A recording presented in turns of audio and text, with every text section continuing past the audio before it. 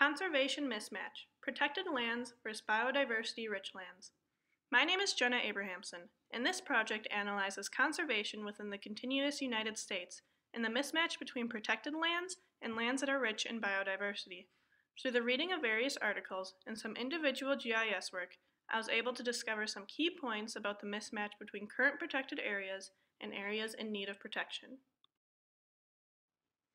To begin with, in Clinton Jenkins' U.S. Protected Lands Mismatched Biodiversity Priorities article, he comments on how habitat loss is the primary threat to species survival, and how when lands in the U.S. were originally protected, it was for their landscapes and not necessarily for their biodiversity.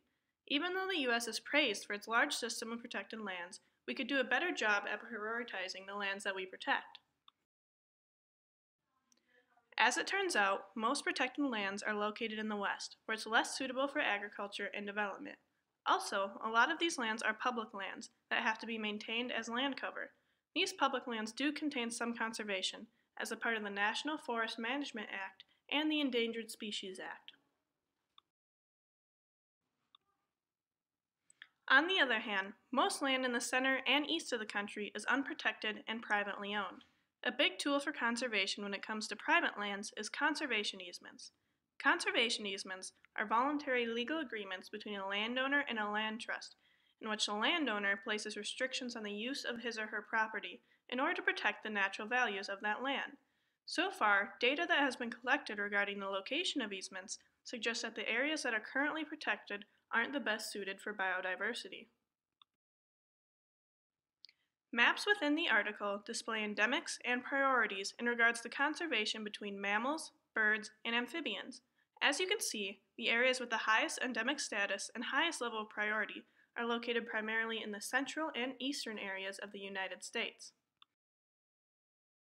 Combining these aspects, the article then displayed an overall priorities map, which further supports the idea that areas of high biodiversity in need of protection are located more in the east.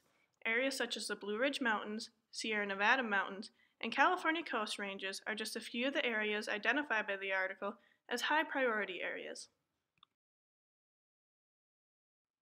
In response to Jenkins' article, Christopher Brown wrote an article critiquing Jenkins' ideas, saying that he needs a better way of scoring priority areas and that he should identify actual plans and strategies rather than just listing species and areas. He also needs to take into account the feasibility and costs of these plans. From a political and economic standpoint, the areas that Jenkins is proposing for conservation may not make the most sense. Brown also believes that all species in general should be targeted, and not just certain ones found in specific hotspots. Jenkins actually responded to Brown, saying that it's time to stop focusing on the most species for the buck. He claims that it often confuses biological priorities.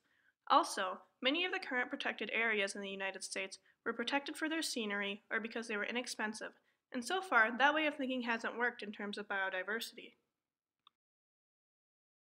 In general, Jenkins is against the strategy of placing cost and convenience above a species' risk of extinction. Minimizing costs is not an option for him.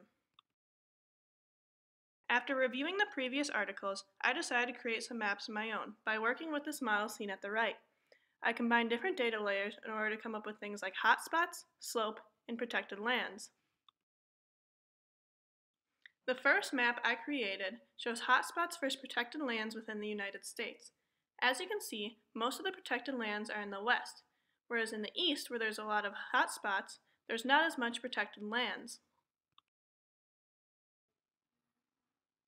The second map I created shows the 100 largest protected lands versus the slope of the United States. As you can see, a lot of the protected lands are located with areas of high slopes. This is because areas of high slope are generally too steep to build on or used for some sort of economic profit. This supports the idea that we generally protect areas that can't be used for anything else, and not areas that are economically profitable. Overall, it's clear to me that a compromise should be made between Jenkins and Brown, so that conservation regarding biodiversity takes place while still considering the realities of cost and politics.